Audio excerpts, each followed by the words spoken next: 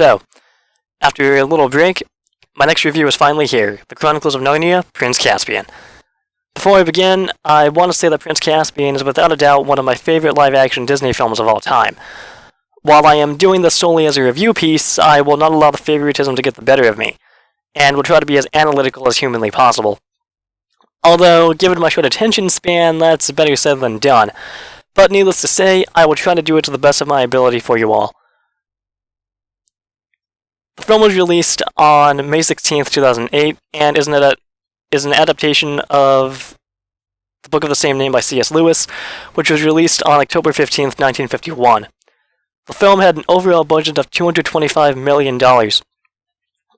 And as of August 29th, 2008, in the US, it had grossed almost over $141 million. Which is, I want to say it's almost half of the budget. I don't know. I'm not very good with math. But anyway, the story goes as follows. Prince Caspian, played by Ben Barnes, escapes from his uncle Miraz. I'll just go with Miraz. We are then presented with the four Pevensey children, who are sucked back into Narnia, only to find that all of their friends are gone and that thousands of years have passed since they ruled the land. Eventually, they reacquire their weapons seen in the previous film, and they set off to join the resistance against Miraz. Resistance after convincing them that he is pure of heart. This resistance introduces one of my favorite characters of the franchise, Reapy Cheep the Mouse. I don't know why, but for some reason he reminded me of Desperado. Maybe it's his heroism, I don't know why, but it cracks me up every time I think of it. Anyway, the Pevensies end up engaging in battle with Caspian and his forces. Peter and Caspian have a pretty good fight with Pete the Stone Table. Eventually, Caspian is seduced by members of the Resistance and resurrecting the White Witch, who tries to lure Caspian to her side. Peter, however, stands between them and destroys the witch. And eventually, Peter and Caspian raise an army to fight against Miraz to win Narnia back from his rule. Peter challenges Miraz to single combat, and they have a very good battle. It's intense, it's well choreographed, and I like how they call a ceasefire. It's something that we don't really see very often in these war films. I also like how Miraz isn't killed by any of the main heroes, but by his own men. And when I first saw that scene in the theater, I was shocked. And it's also a really good way to grab the audience's attention. Caspian's army chases Miraz's forces down to a bridge where Aslan and Lucy are waiting. Aslan summons a water being who, I guess you could say, washes the army away. Ha ha. Yeah, bad pun, I know. Anyway, the film ends with a rather heartbreaking realization that Peter and Susan will not be able to return to Narnia, but I think it was well deserved. The remnants of Miraz's forces are sent to a new land, which supposedly belonged to their ancestors. The children are allowed to return to their own world, and Prince Caspian is crowned King of Narnia. The spiritual elements in the film are really nice. We're taught here that following Aslan is the most important thing you can possibly do, especially when no one else can even see him. Which reminds me of Thomas the Doubter, the apostle of Jesus who refuses to believe that Christ has risen unless he sees it for himself. It's thought by old Narnians that Aslan has abandoned them, but he hasn't, like Jesus with all of us. When Lucy glimpses Aslan through the trees, then loses him the second she turns to tell the others, she's faced with a choice. Either follow the lion, or follow the crowd. She picks the crowd, and all of them quickly pay for their blindness. She later apologizes when confronted with their weakness. Interestingly, this further parallels the Thomas the Doubter example I mentioned earlier, as once Thomas realizes that it is in fact Jesus, he falls at Christ's feet and proclaims, quote, "My Lord and my God." Darker spiritual elements emerge when the White Witch is summoned by a hag and a werewolf creature. This summoning involves an occult-themed ceremony of sorts and an incantation. And Caspian's hand is sliced with a knife in order to fulfill the witch's requirement of human blood, which she says will free her from her metaphysical prison. Although in the movie it's just a bunch of ice. Or at least it looked like ice to me, I don't really know.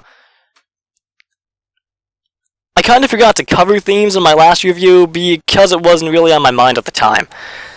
And I won't be making that mistake again for you guys. At its core, Prince Caspian is a classic good versus evil story set at a time when the true Narnians who believe in and follow of those who follow Christ are driven underground both physically and symbolically. The small band of believers is forced to hide out in Aslan's How, quote, a large mound which Narnians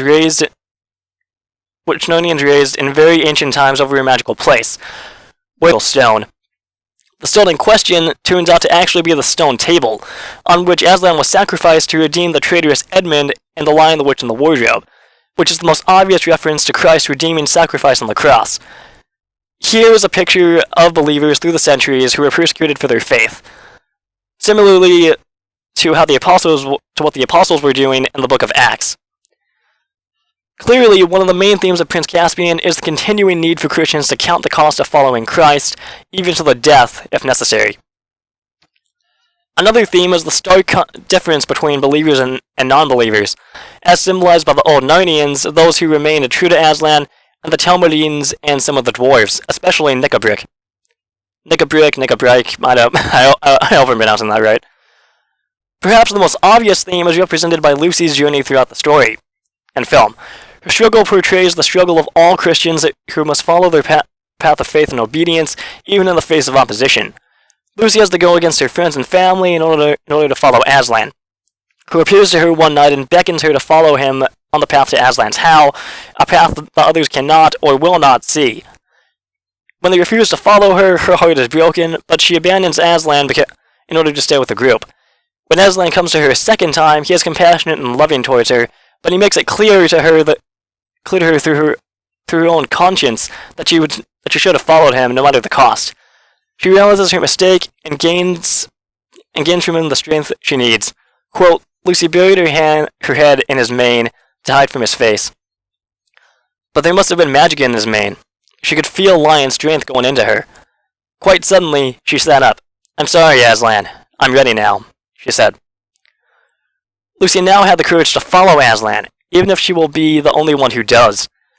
I do hope, Lucy said in a tremendous voice, that you will all come with me, because I'll have to go with him, whether anyone else does or not. This is a huge lesson for Christians of all ages, but especially for children. Lucy's heroism, as she determines to follow Aslan through all the dire circumstances in the first 3 books, teaches children these 3 invaluable lessons. Count the cost of following Christ, which is presented in the Gospel of Luke, chapter 14, verses 26 to 33. The dangers and trials inherent in the Christian life, James 1:12 and Revelation 2:10, and the faithfulness of our Savior, who will lead us home, and from whom nothing can separate us. 2 Thessalonians chapter 3, verse 3, Hebrews chapter 10, verse 23, and Romans chapter 8, verses 38 to 39.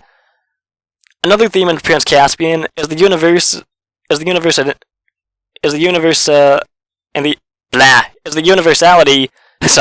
of questioning God's timing and purposes.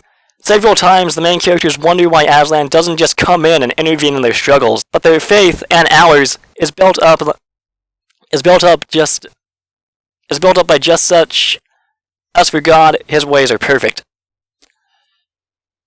Psalm 18, verse 30. If God's ways are perfect, then we can trust that whatever He does and whatever timing He chooses is also perfect. In the end, it is the High King Peter who proclaims, "We don't know when He will act, in His time, no doubt, not ours.